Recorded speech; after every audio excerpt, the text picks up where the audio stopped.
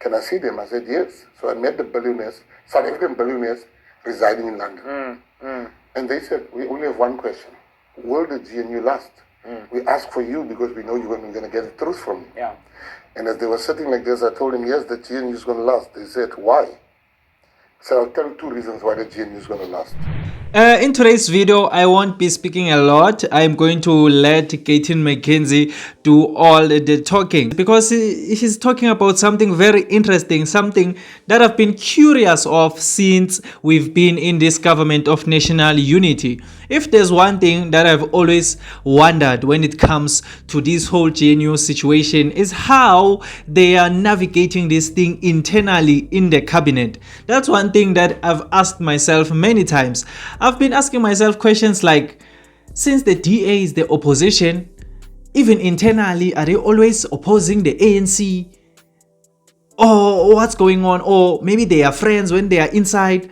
Or when they are inside there's no more enemies? Or what's the whole dynamic internally? And I'm happy because Gayton Mckenzie came out to shed some light on that whole situation. And I think what he said is very, very interesting because he mentioned something like, there's no ANC in GNU, there's no DA in GNU, there's no Patriotic Alliance in GNU. He even says we know him for fighting for Abahambe, we know him for that thing, but internally in the GNU there are people who are fighting illegal foreigners more than him. It's just that they are not vocal out there, which means there are people who, when they are out here, act like they don't want to speak about illegal foreigners, but internally they are the main advocates of Abahambe. He mentioned a very interesting fact that Ramaphosa is the glue that holds everything together, which is something that makes sense because he is the commander-in-chief. So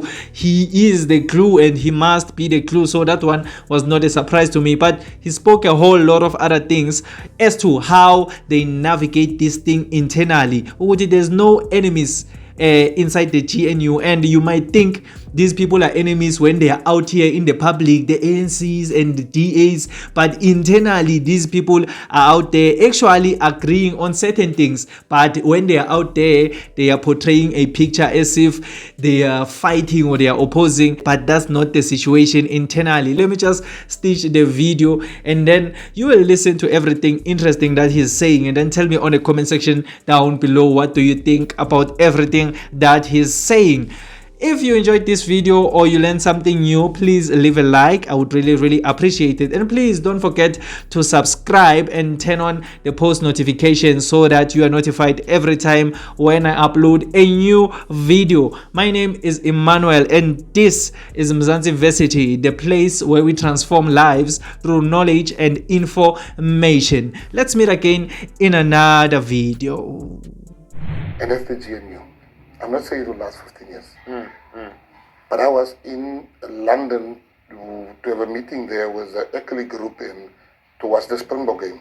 And I was asked that there's 15 billionaires that wants to have lunch with me.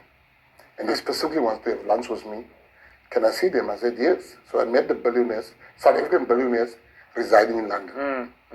And they said, we only have one question. Will the GNU last? We ask for you because we know you're going to get the truth from you. Yeah.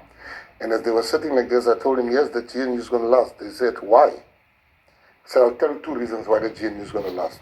The GNU is going to last for number one, that we know that South Africa will never forgive any party that collapses the GNU. South Africa will never forgive that party. And every party knows that. That's the number one reason. I'll tell you the biggest reason. I don't even think we like each other inside there. I don't know if we like each other or not. But what I do know, I know we damn hate the guys outside. Sure. You understand what I'm saying? Yeah. So I know for a fact that the guys outside, you will not open the door for them to come in. Yeah. I mean, you get EFF, I think they're on record saying, you are waiting. Yeah. Are they going to wait forever? The dynamics inside that, this I'm allowed to tell you. Sure.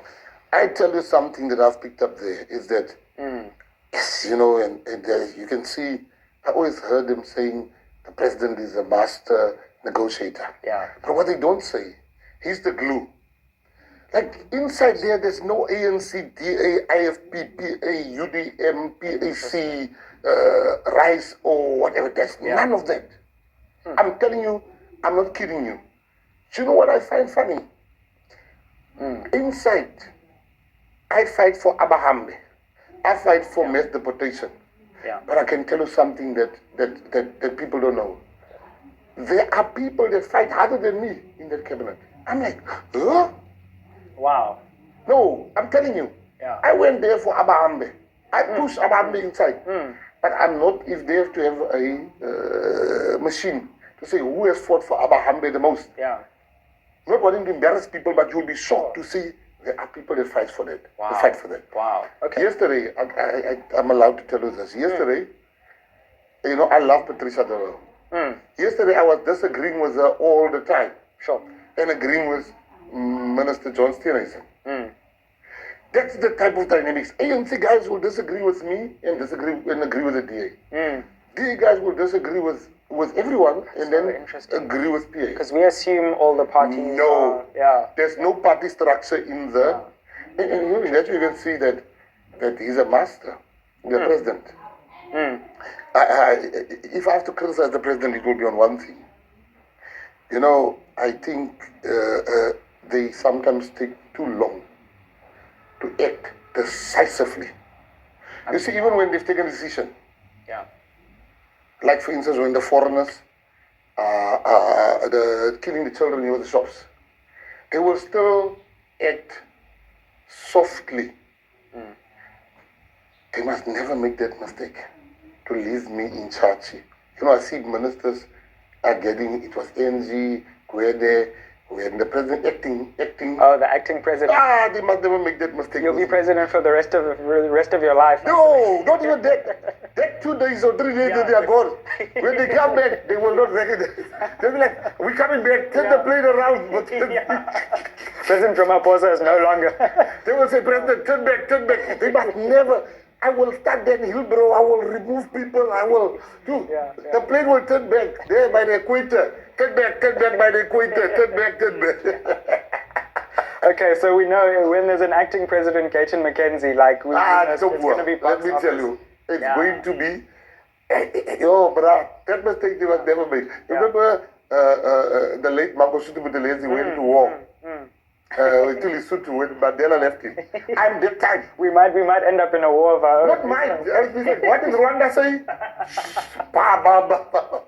This miners, illegal miners.